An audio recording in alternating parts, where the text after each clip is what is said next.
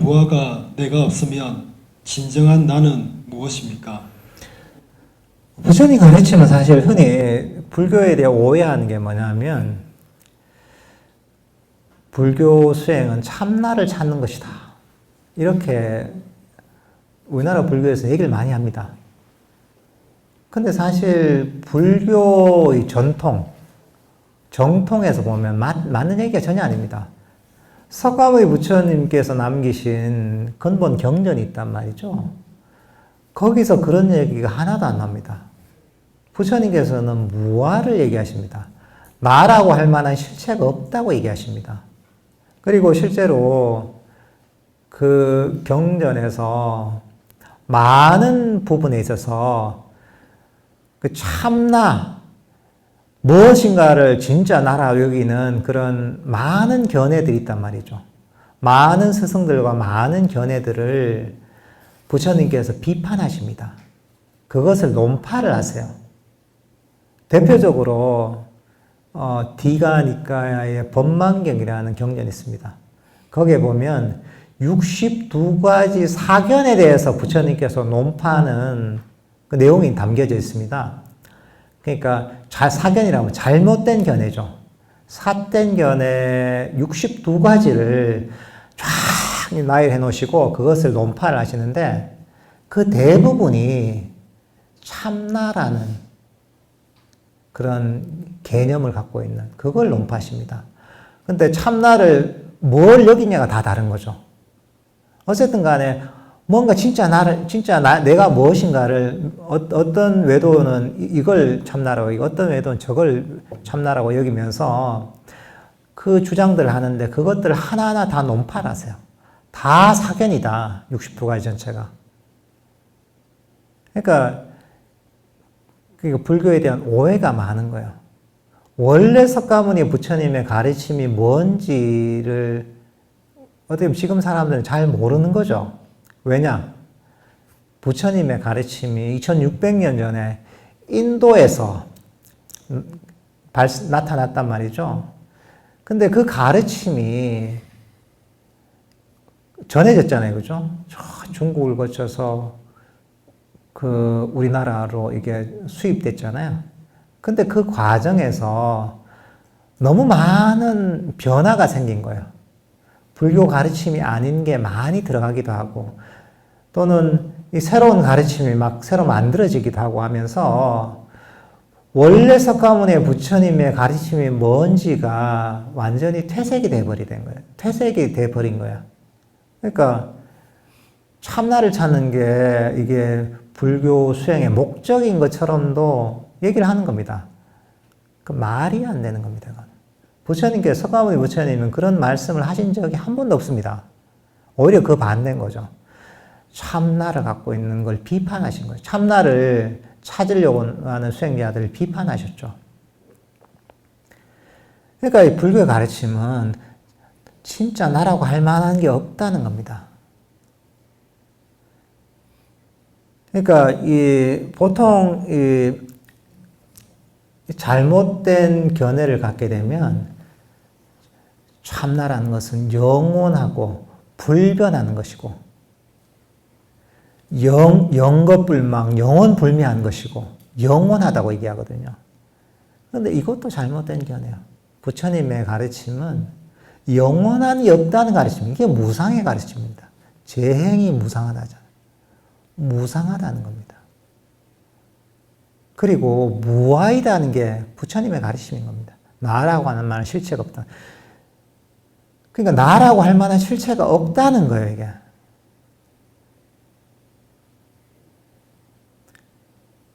나라고 할 만한 게 있으면 바로 여기에서 사실은 이 괴로움이 생기는 겁니다.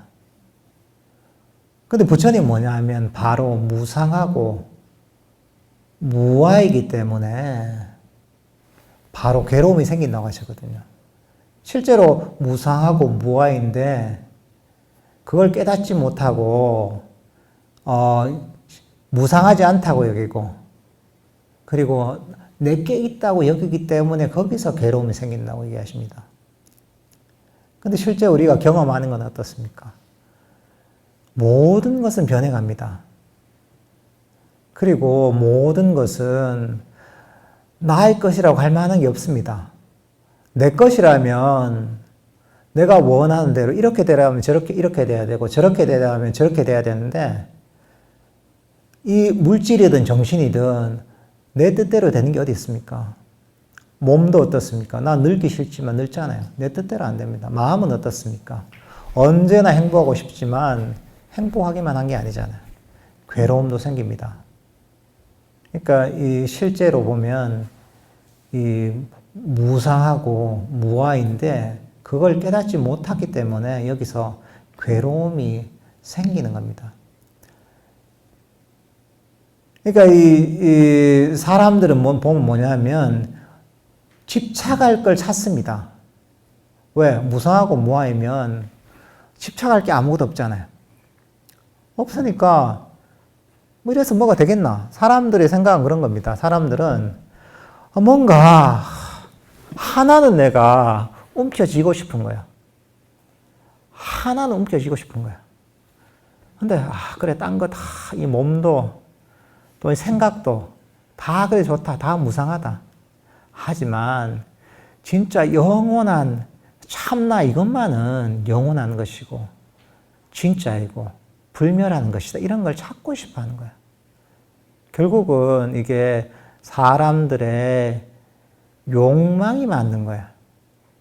그리고 실제 수행의 과정에서도 수행을 하다 보면 새로운 변화를 경험하게 돼요. 때로는 뭐 밝은 빛 같은 걸 보기도 하고 평소에 경험하지 못하던 때로는 수행을 하다 보면 또렷한 의식 같은 걸 알기도 하고 때로는 엄청난 지복의 경험을 하기도 하고 내가 경험하지 못한 또 다른 차원을 경험할 때가 있단 말이죠. 근데 그런 걸 경험하면 야 이게 참나다 이렇게 얘기하는 거죠. 근데 사실은 그것도 변하는 겁니다. 그것도 영원한 게 아니라 무상한 겁니다. 그러니까 사람들은 자기 수준에 따라서 수행자다 보면 이 정도 수준까지 경험하면 내가 경험한 거 이게 참나다 여기고 그보다 조금 높은 수준 경험을 하면 이게 참나라 여기고 요즘도 그렇고 부처님 당시에도 그랬던 겁니다. 그런 수행자들이 많으니까 부처님께서 일일이 이것도 참나가 아니고 이것도 참나가 아니고 이것도 참나가 아니다. 모든 것이 무상하고 무아이다. 이렇게 그 참나에 대한 견해들을 논파를 하시는 겁니다. 그리고 사실 불교의 목적은 흔히 얘기하잖아요. 불교의 목적을 잘못 이해하면 참나를 아는 것, 진짜 주인이 되는 것 이렇게 얘기하잖아요. 부처님께서 그게 불교의 목적이라고 하신 적이 없습니다. 견성하는 게 불교의 목적이라고 부처님께서 그렇게 얘기하신 적이 없습니다. 그러니까 참나를 보고 뭐 성품을 보고 이게 불교의 목적이 되면 뭔가를 봐야 된다고 생각하는 거야. 뭔가 보려고 자꾸 하다가 뭐가 보여요, 사실 이게. 그러면 내가 이게 찾던 게 이거구나 이렇게 이제 움켜쥐게 되는 거야. 근데 불교의 목적은 뭘 보는 게 목적이 아니에요. 불교의 목적은 괴로움의 소멸이 유일한 불교의 목적입니다. 물론 수행하는 과정에서 온갖 경험을 하겠죠. 온갖 변화가 생기죠. 어떤 온갖 경지를 경험하게 되죠. 하지만 그게 중요한 게 아니라는 거죠. 그런 경험들은 결국은 괴로움의 소멸을 위해서 필요한 것이지 그 자체가 중요한 게 아닌 겁니다. 그러니까 이게 부처님께서 일관되게 얘기하신 겁니다. 사성제 불교 부처님께서 얘기하신 첫 번째 법문이 뭡니까? 초전 법륜경에 나와 있는 게 부처님의 첫 번째 법문입니다. 깨달음을 이루고 나서 첫 번째 하신 법문이에요. 여러분 한번 생각해 보세요. 깨달음을 얻고 나서 여러분들이 깨달았다 생각해 보세요. 기분 좋죠, 그죠? 내가 수행을 어렵게 수행을 해서 내가 깨달음을 이뤘다. 야, 나는 괴로움에서 완전히 벗어났다. 해탈했다, 지금. 야, 그래, 나는 내 일을 끝냈지만, 많은 중생들이 있는데, 그래, 내가 사람들도 나처럼 해탈하도록, 깨달음이 이르도록 내가, 법문을 해줘야 되겠다. 그리고 첫 번째로 이 대상을 고르죠. 골랐던 대상이 누구냐면 본인과 함께 수행했던 5명의 수행자입니다. 그 수행자들한테 법문을 해줍니다. 그럼 어떤 법문을 하겠습니까? 당신 가르침에 당연히 핵심적인 법문을 하게 됐습니다. 왜? 첫 번째 법문이 얼마나 중요합니까? 당연히 당신 가르침의 핵심을 전해주게 되어 있습니다. 근데 그 핵심이 뭐냐? 사성제와 팔정도입니다. 사성제와 팔정도. 팔정도가 중도입니다. 이 가르침을 주셨어요. 근데 그 내용은 뭐냐? 사성제가 뭡니까? 고집묘도잖아요. 괴로움의 원인과 괴로움에 소멸된 경지와 괴로움의 소멸에 이르는 길이잖아요. 나오는 게 뭐 전부 괴로움에 관한 얘기입니다. 괴로움을 소멸시키기 위해서 이 가르침을 주신 겁니다. 이거는 부정할 수 없는 역사적 사실입니다. 근데 이 명명백백한 부처님의 가르침을 두고서 엉뚱한 얘기를 하고 있는 거예요. 이게 말이 안 되는 겁니다, 이거는. 그러니까 우리는 이 초전 법륜의 경에 있는 가르침을 항상 되새게 됩니다. 불교의 유일한 목적은 괴로움의 소멸이 유일한 목적입니다. 모든 다른 가르침들은 불교의 다양한 그런 개념들 있죠. 그 모든 것들은 괴로움의 소멸을 위해서 존재하는 겁니다. 그 방법론으로 존재하는 것이 다른 이론들입니다. 이렇게 이해하면 불교가 굉장히 명확해집니다. 시간이 많이 지났는데 예. 간단하게 2가지만 질문드리겠습니다. 저는 명상을 시작한 지 얼마 안 된 초심자인데요. 예.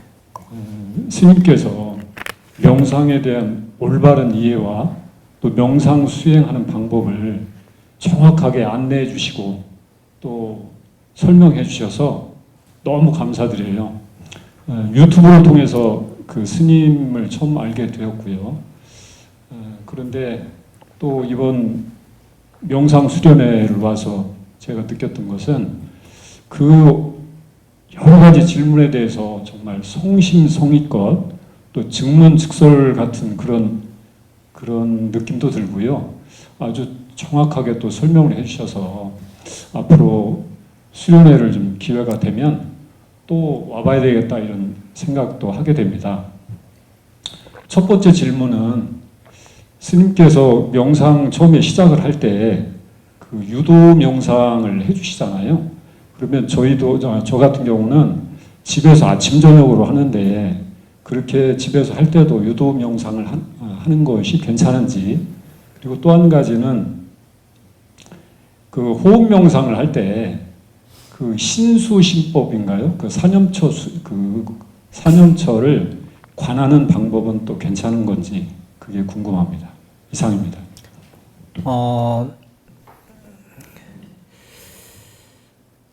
유도 명상은 보면 그 처음에 명상을 할 때 유도 멘트를 하면서 유도 명상을 하면 명상을 하기가 좀 쉽거든요. 처음 시작하는 분들은. 그래서 사실은 유도 멘트를 하면서 저희가 명상을 이끄는 거거든요. 근데 그게 본인이 해보면 됩니다. 그렇게 해서 명상이 잘 되면 이제 그렇게 하면 되고, 안 그러면 굳이 그렇게 할 필요가 없다고 느끼잖아요. 그렇게 안 해도 별 문제가 없다. 오히려 그렇게 하니까 좀 오히려 번거롭다 이렇게 느끼면 그냥 하셔도 됩니다. 그러니까 그거는 잘 되는 방법을 찾으면 됩니다. 때로는 유도 명상을 하면서 그렇게 해도 되고, 때로는 그냥 바로 그냥 명상을 시작하셔도 괜찮습니다. 그러니까 어쨌든 간에 명상이 자기한테 잘 되면 됩니다. 이런저런 방법으로 한번 시도를 해보시면 좋습니다. 그래서 잘 되는 방법을 찾으시면 됩니다. 그리고 아나파나사티를 할 때 우리가 사념처 얘기할 때 신수신법 얘기하잖아요. 사실은 아나파나 사티에도 사실 그 내용이 다 들어가 있습니다. 사실 아나파나사티를 제대로 하면 사념처의 내용이 사실은 다 들어가 있는 겁니다. 그러니까 이 아나파나사티 호흡 명상을 할 때는 거기에 초점을 맞춰야 됩니다. 거기에 초점을 맞춰서 호흡을 알아차리면서 또 장애가 일어나잖아요. 번뇌가 일어나고 이럴 때 그것들을 적절한 지혜로 버리려고 노력을 해야 됩니다. 그러니까 이제 이 수행법은 너무 섞어버리면 안 됩니다. 섞어버리면 이게 마음이 헷갈리거든요. 그러니까 이 포커스가 좀 맞춰줘야 됩니다. 수행 자체는. 그러니까 이 아나파나사티를 하면서 여러 가지 사실은 아나파나사티 할 때도 그 상황에 따라 대처할 방법이 굉장히 많거든요. 거기에 적절하게 대처하면서 수행하는 게 좋습니다. 이게. 그리고 이제 아나파나사티를 해서 지금은 좀 다른 어떤 명상법으로 좀 분위기 전환이 필요하다면 그때 이제 걷기 명상을 할 수도 있고 자해 명상을 할 수도 있고 이렇게 할 수도 있는 거죠. 그러니까 이제 수행들을 보면 이제 어느 정도는 한 가지 수행을 가지고 해야 됩니다. 그리고 분위기 전환이 필요할 때 또는 다른 수행법이 필요할 때는 그것으로 사실 전환해서 수행을 해야 됩니다.